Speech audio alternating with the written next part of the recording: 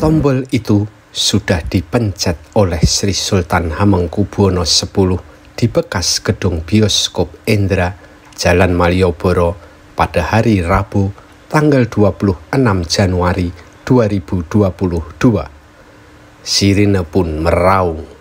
Artinya, Jalan Malioboro harus bersih dari pedagang kaki lima.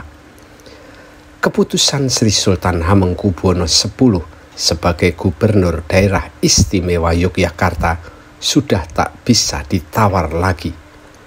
Mulai tanggal 1 Februari 2022, Jalan Malioboro sudah tak boleh dipakai pedagang kaki lima. Fungsinya murni sebagai pedestrian. Lalu, kemana sekitar 1.800 pedagang kaki lima yang selama ini mencari nafkah dan mewarnai Jalan Malioboro?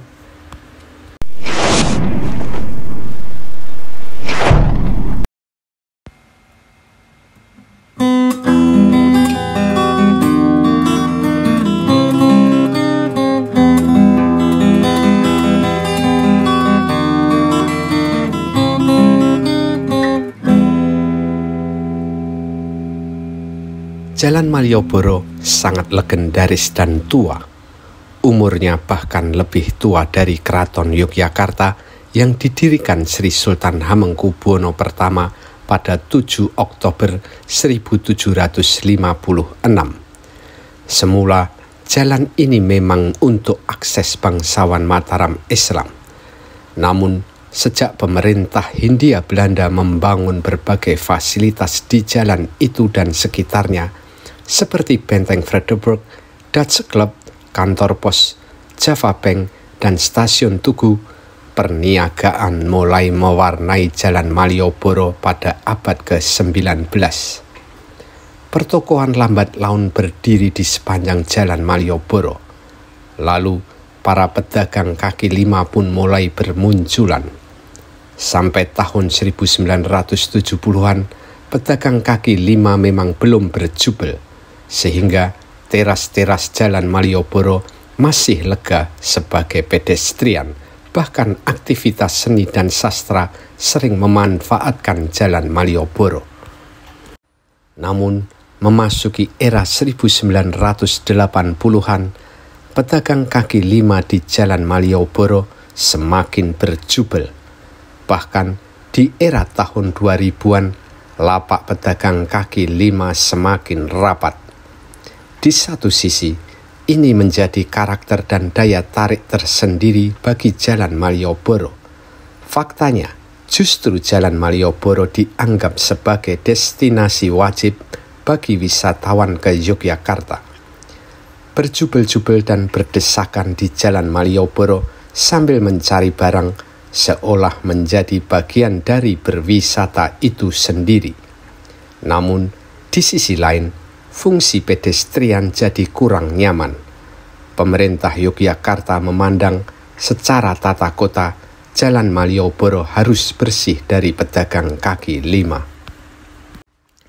Dan Sri Sultan Hamengkubuwono X sudah memencet peresmian teras Malioboro I di bekas gedung bioskop Endra pada tanggal 26 Januari 2022. Artinya, gedung ini nanti dijadikan tempat relokasi para pedagang kaki lima di Jalan Malioboro.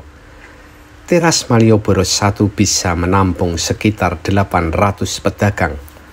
Sedangkan teras Malioboro II berada di bekas kantor Dinas Pariwisata Daerah Istimewa Yogyakarta. Tempat ini bisa menampung sekitar 1.000 pedagang. Dalam pidatonya, Sri Sultan Hamengkubuwono X menegaskan, "Saya ingin teman-teman PKL itu pindah di sini dengan pemahaman yang sama, bukan karena fasilitas yang ada di sini yang jadi motivasi, tapi upaya bersama untuk berdagang, tumbuh dan berkembang." Dan Sri Sultan Hamengkubuwono X sudah memencet peresmian teras Malioboro I di bekas gedung bioskop Endra pada tanggal 26 Januari 2022.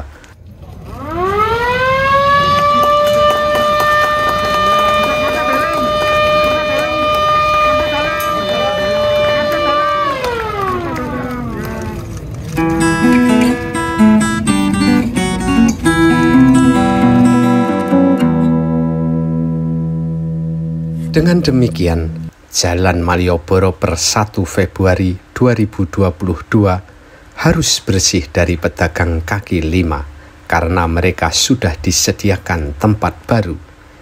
Diharapkan teras Malioboro justru akan merangsang pertumbuhan dan perkembangan usaha para pedagang kaki lima. Selama setahun, kata Sultan, mereka tak akan ditarik retribusi apapun. Sri Sultan Hamengkubuwono X juga menegaskan tidak boleh lagi ada PKL yang jualan di sepanjang Jalan Malioboro.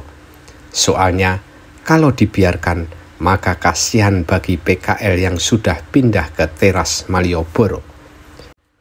Gubernur Daerah Istimewa Yogyakarta itu juga menegaskan setelah bersih, pertokoan yang ada di sepanjang Jalan Malioboro juga tak boleh memanfaatkan area pedestrian selebar 5 meter untuk memperlebar usahanya. Jadi, teras-teras Jalan Malioboro murni dikembalikan fungsinya sebagai pedestrian. Artinya, Jalan Malioboro benar-benar akan memiliki wajah baru.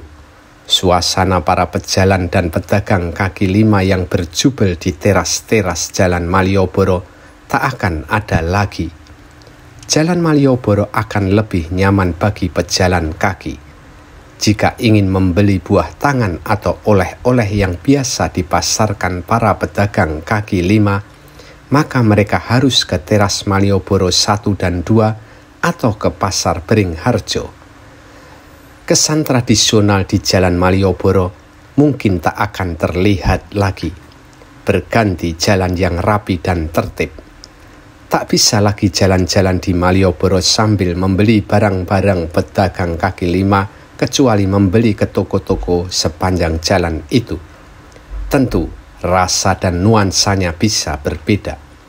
Namun Wakil Wali Kota Yogyakarta Heru Purwati mengatakan teras Malioboro 1 dan 2 toh tetap berada di Jalan Malioboro.